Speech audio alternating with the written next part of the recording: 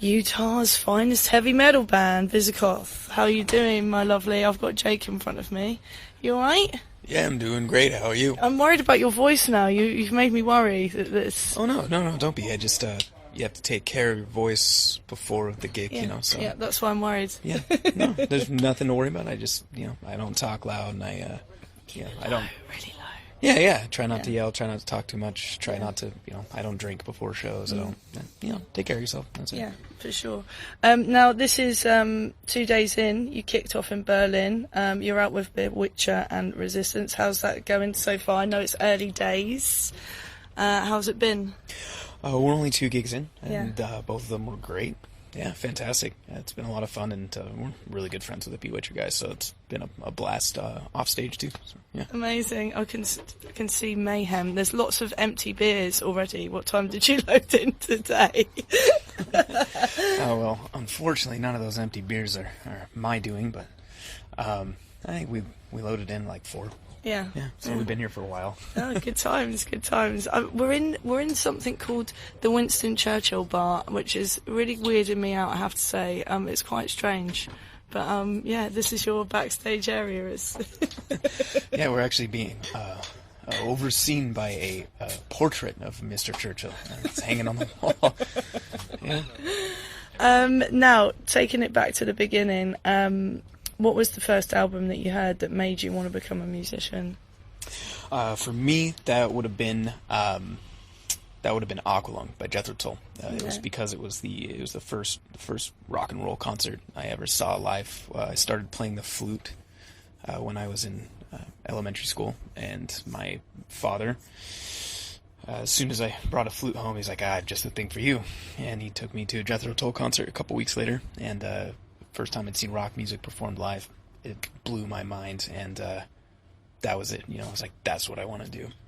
Little kid, I was probably 10, 11 years old. So, and then as on our way out of the concert, my dad bought me a copy of Aqualung on a CD, and he handed it to me. He's like, "Son, this is your first album. It's yours." And I was like, okay, big moment for me. So that was it, actually. Yeah, Jethro Tull, Aqualung. Well, you just said about the flute there. I used to play the flute as well. Do you find that that's kind of helped your lung capacity when holding out notes? I was thinking maybe that's probably quite a good thing to learn before becoming a singer. Absolutely, because I've never taken a singing lesson in my life, so I actually have no idea what I'm doing. And I think the only reason that I'm familiar with concepts like, chest or diaphragm breathing and vibrato is because of playing the flute. I think that translated over a little bit and probably helped. Yeah. That's cool. Now, Visigoth formed almost 10 years ago in Salt Lake City. Oh, it's been that long. From what I understand, you guys were also in other bands before forming this. I want to say it right, Destructinator, Savage Sword, which 3 of you were in that before. Tell me a bit about those bands, and then becoming what you are today, that development. Sure, I'll let Lee talk about Destructinator, and then I'll pick up on Savage Sword. First off, I'd like to highly discourage anyone from looking up Destructinator, because it will severely embarrass me and discredit everything I will ever do in my life. Thank you. No, just kidding. It's a high school band where we all start somewhere, man. No, but that was my first band in high school where I really learned how to write music and play guitar and that sort of thing. Can I tell the funny anecdote story? Oh God, that's the best thing about it. So when I was in this band, this is mostly just like the songs were just guitar solos, and then they were over. But Jake actually went to one of our shows before I even know who Jake was, and he actually asked me, he's like, "Oh, you guys, are you guys looking for a singer? Like, maybe I could sing for you guys, something." It's really nice, and I was just like, "I'm the lead singer. You, whoever you are, like maybe you should have your, whatever." Just like was totally stupid, and then but then later when I met Jake, just realized how big of an ass I was. So it's kind of funny that now Jake is singing in the band that we're in together later in Visigoth. Yeah. Do you want to talk about that? No, It's just a great story. I love how both of you look at each other with such bromance when you're talking about that as well. Like, oh, we made up in the end, though, right? Yeah, well, it was the didn't even know first. who we didn't even know each other. It was the first time we'd ever met, and I saw them play, and they're great guitarists, obviously, but yeah, just getting totally brushed off when I asked if I could audition to sing for them, and then fast forward, well, more than a couple years, probably like 8 years or so, and I'm singing in a band with these guys. It's kind of funny, but Savage Sword you asked about, that came about after I'd gotten to know these guys, and I had been itching to play kind of like epic doom metal in the vein of like Candlemass and Solstice and that sort of thing. So it was before I decided I wanted to try singing. I was playing guitar, and Lee was playing guitar, and Jamison was playing bass, actually. And we never recorded anything. We just played a couple gigs, and then eventually the constellation shifted into what became Visigoth. So we just rotated places because Jamison's way better guitarist than I'll ever be. So I was like, hey, you guys should be playing guitar. I'll try singing, and we'll see if it works out. And Visigoth was sort of de facto born, I guess, that way. Awesome. Now, I want to kind of talk about your sound, because the other bands that you were in seem to be quite black metal in sound. So how was it kind of transitioning? I know that's a strange word to use. To basically, bands? yeah. The black metal bands? Yeah, because, the band really sits, I think, in the genre of power metal. That battle metal style, far removed from, say, a black metal entity. Yeah, well, power metal can be a divisive term. More specifically, I would probably refer to us as USPM, and the acronym for United States Power Metal, because USPM traditionally has a very different sound from the European power metal. Yeah. USPM coming from the school of your bands like Jag Panzer and Omen and Hellstar. It's kind of a more shadowy, aggressive kind of approach to the power metal sound, whereas the European power metal tends to be a little more melodic, melody driven, right? So we're a little more influenced by our U.S. power metal heritage, I think, but I think we typically just call ourselves a heavy metal band. Yeah, I introduced you as a heavy metal band, but there is little entities in there that I think that you kind of. Yeah. Oh, absolutely, because we're on a steady diet of Thundersteel era, Riot, and the bands I mentioned previously. So that's going to work its way into our sound, obviously, for sure. My interest in black metal doesn't really play a part in Visigoth's sound, with the exception of I am a huge diehard Bathory fan, and I think that those kind of epic era Bathory albums, there's a lot you can take from that sound and inject into heavy metal very successfully. And there's a lot of other great bands that do that have been doing that for longer than we have, like contemporaries like Solstice and Atlantean Codex are two bands that jump to mind that are playing right now that have a ton of that epic era Bathory sound. So that's maybe and that those Bathory albums aren't even black metal albums, but that's, I guess, maybe one way it would cross over. Otherwise, those are kind of separate but equal interests of mine that I still play in black metal bands back home too, because I love that as well. But heavy metal is kind of what my gateway into metal was, and it's always been my primary passion when it comes to the genre. So that's how I express it with Visigoth. Amazing. Now, you started out 2010, produced a demo, Vengeance, then you did Final Spell, the EP, and then the Dungeon Master single. Then you got signed to Metal Blade Records. How did that all come about, with putting those three things out there? Metal Blade actually put Dungeon Master out as a single after we recorded the album. I don't even know if we were very involved in that. It just sort of happened. You're like, where do I sign? Just do what you want with it. Yeah, more or less, yeah. We the way that us getting signed came about was we self-financed and recorded the Final Spell EP, essentially in a friend's bedroom, actually.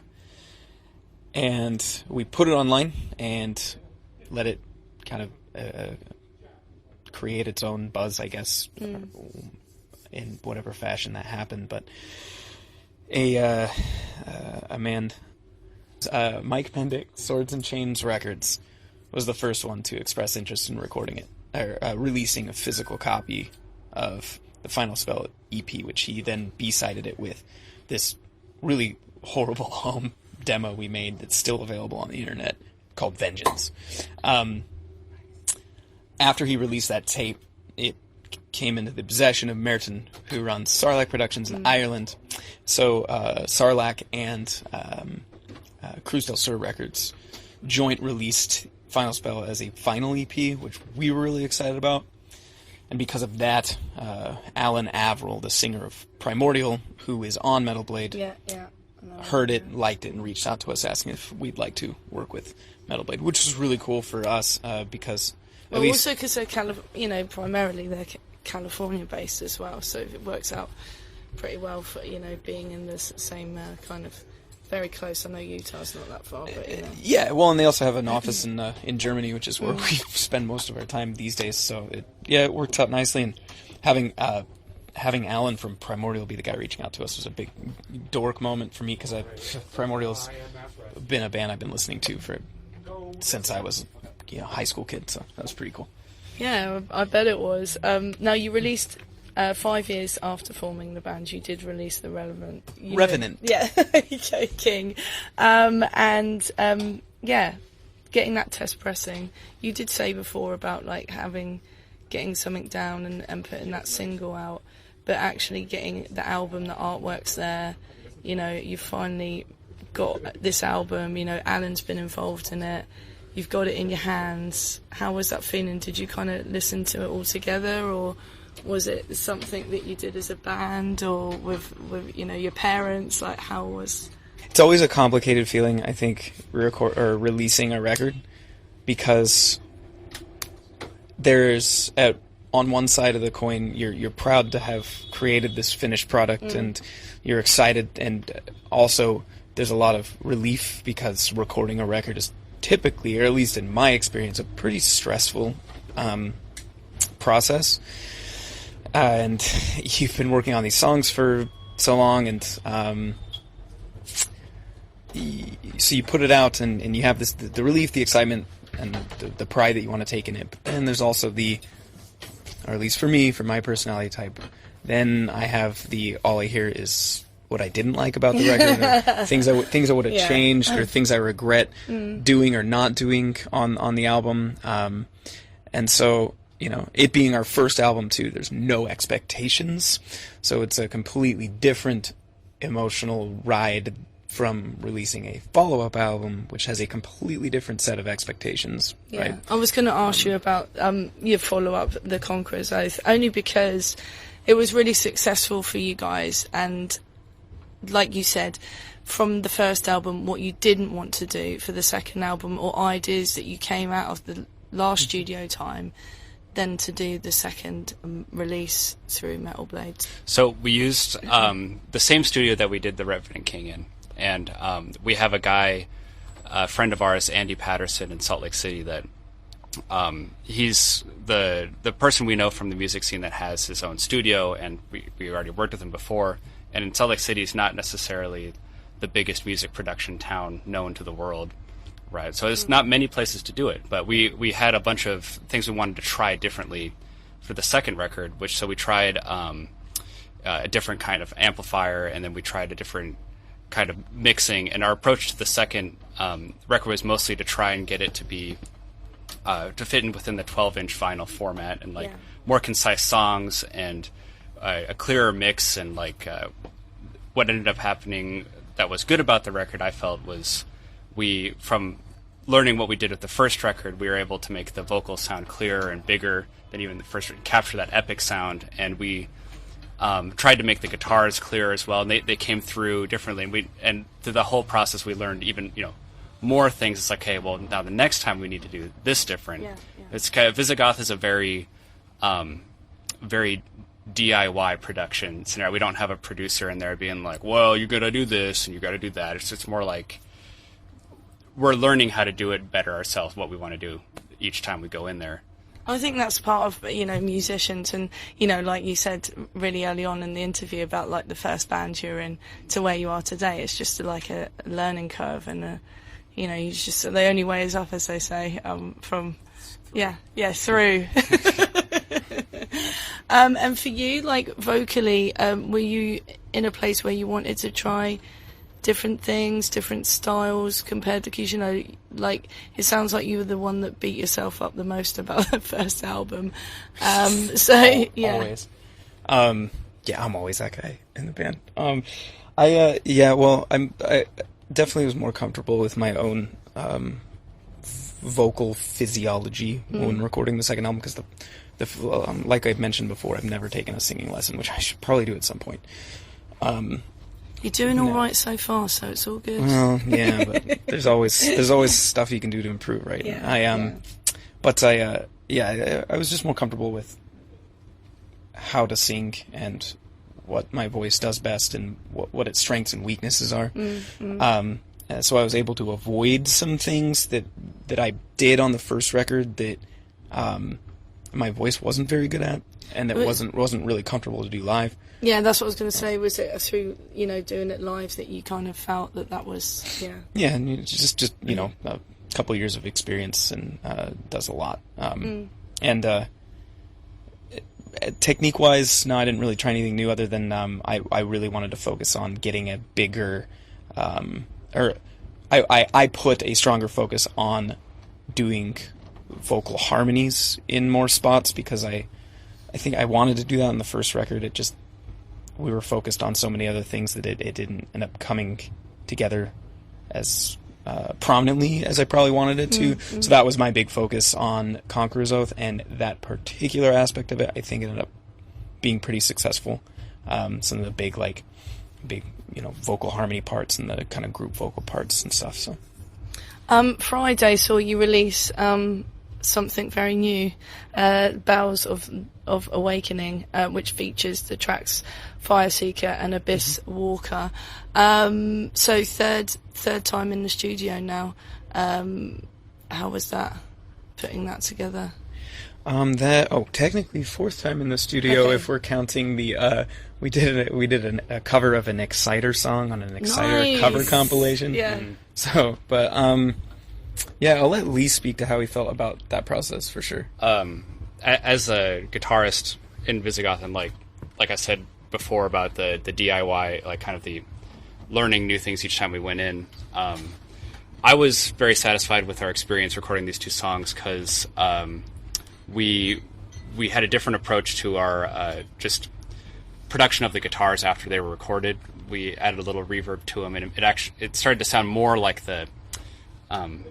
It's very difficult to capture like the energy of a live set, or the power of like a live amplified set, and then get that to translate to the recording. And so, we were very like, oh wow, this is this is more of what we were going for, with the kind of the sound bed under that's supporting the vocals for these songs. And the third record will probably sound close to this, but even more refined and even more attention to detail and that sort of thing. When are you thinking to go and do the next album? What's the plans going forward for that? The plan is to write the songs and make them very, very good, and then worry about when we are going in and recording them as best we possibly can. Yeah. So it's a writing stage for us next. So every time we get questions about how Visigoth writes songs or how we put an album together, we've always had the same approach, which is to pre-produce everything 100% with we pre-record everything at home with home demos. Jake will arrange vocals and write lyrics, hopefully write lyrics, get concepts down, and especially arrange vocal lines. And he's saying hopefully write lyrics because there have been many times where I've written the lyrics in the studio right before tracking my parts. I'd like to punctuate that with allegedly. We'll never confirm or deny that actually ever happened. Okay. It's I'm just kidding. But yeah, it's the pre-production's really what I think allows us to work on these big epic songs and make them how we want them and like have that unique sound, because then we go back and we re-record everything in the studio, and then there may be tweaks and changes here or there. Amazing. And so the process of that, is that going to be over the next year now that's the plan going forward? Yeah, absolutely. And the big focus for us right now is going to be that we're going to write the record without studio time booked, which typically we've ended up in situations where we've had studio time booked for us and we're most of the way through writing the record but not quite finished, and then we feel like we're cramming right before going into record, which has been fine because the records have turned out fine. But we've said there's no studio time booked for us till we're 100% finished writing the record to our satisfaction. Then we will book the studio time and record it.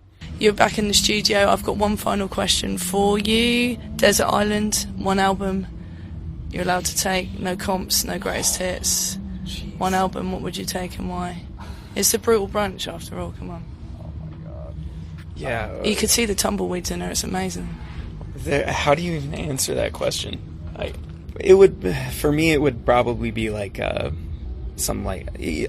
go ahead and say Johnny the Fox by Thin Lizzy. Oh, such a good one.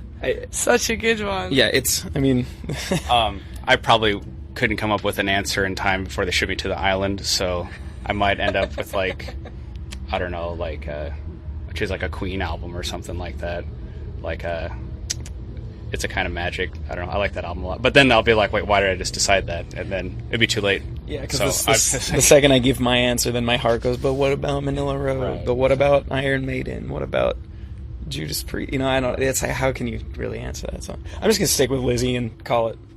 Yeah. I think I'm dead in this metaphor, so that's what happened. Well, thanks so much for catching up today, guys. Really good luck on the tour, and I look forward